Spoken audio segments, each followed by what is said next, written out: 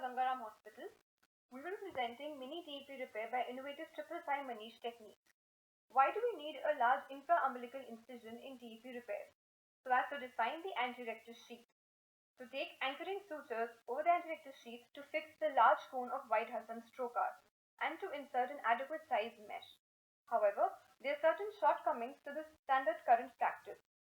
First, we have to make a 12 mm infra-umbilical incision, which is a must for Hudson's trocar placement. Insertion of this trocar is a relatively blind step because only the insertion of the tip of the trocar is under vision and the rest of the entry is blind, which can lead to peritoneal injury. Pneumoperitoneum then minimizes the operative space and leads to difficult dissection with prolonged operative time. In our technique, all 5 mm ports are being used without any dependence on the Hudson's trocar. An indigenous Manish retractor plays a key role in putting a 5 mm trocar into the preperitoneal space.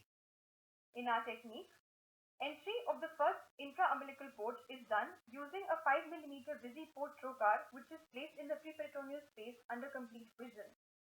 This avoids accidental injury to the peritoneum and takes less time than Hudson trocar placement. Then job is divided and then slit along its full length with the help of a scissor. A 5 mm incision is then made in the infra-umbilical area just lateral to the midline. And after deepening the incision, the Manish retractor is inserted. The retractor retracts the subcutaneous fat outwards and gives a clear view of the anterectus sheath as is shown in the video. A suction is being used to aspirate remaining subcutaneous fat, and one can easily appreciate the glistening anterectus sheath. Now, with the help of number 11 blade, 5 mm incision is made in the anterectus sheath, and then one can easily appreciate the rectus muscle fibers on the left side and linea alba on the right. After this, a 5 mm visi-port is mounted over 0-degree telescope to access the preperitoneal space. This visi-port is introduced through the Manish retractor into the space between the anterior and posterior rectus sheath. This is the external view while placing the 5 mm visi-port under vision. As we advance, the cranial and caudal lips of the anterectus sheath are noted. On further insertion of the 5 mm visi-port, one can easily see the rectal muscle fibers on the right side and linea alba on the left side. On further introduction of the trocar, one can easily appreciate the arcuate line beyond which the posterior rectus sheath is deficient. Now, you can appreciate the arcuate line and the entry into the fat of preperitoneal space. The insertion of this trocar in the preperitoneal space takes 150 seconds on an average.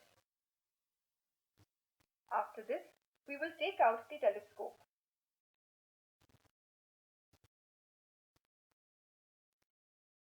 Subsequently, the Manish retractor is also removed. The slit in this retractor ensures complete removal without taking out the visi-port.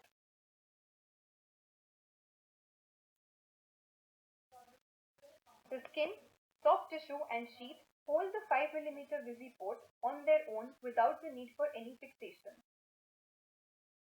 Then, CO2 insufflation is done.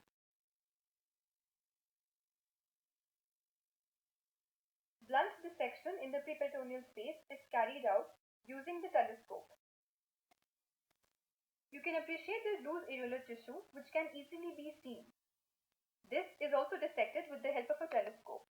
We make contralateral working ports as we are trained in it, but one can make midline ports and perform the surgery very easily.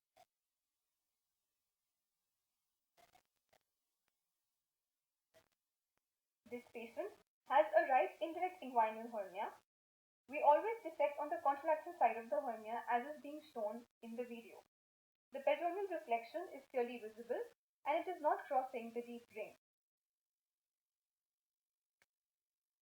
Now, we will be dissecting on the right side.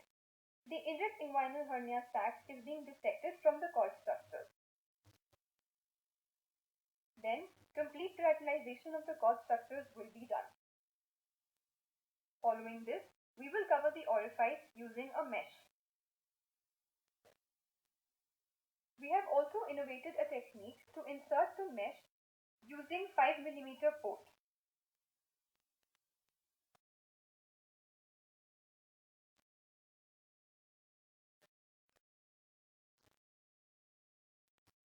Here, we are showing a 15 to 15 centimeter lightweight mesh which can be introduced through the 5 mm trocar after rolling it to a thinnest possible thickness and taking sutures at its end, leaving a 20 centimeter long tail behind. This suture tail is then introduced using a 5 mm trocar and then pulled inside along with the mesh from the other working port. One can easily see how a 15 to 15 centimeter mesh is being pulled inside. Here, we are using a 15 to 12 centimeter Ultra Pro mesh which can be easily pulled through a 5 mm port, and it is fixed at the Cooper's ligament after unrolling it.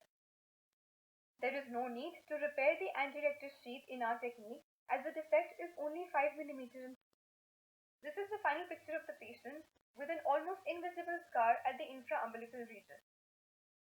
We would like to conclude that mini TAP repair by 555 Manish technique is simpler, less morbid, and time-saving. It is also cost-effective and has better cosmetic outcome without compromising on the principles of TAP repair.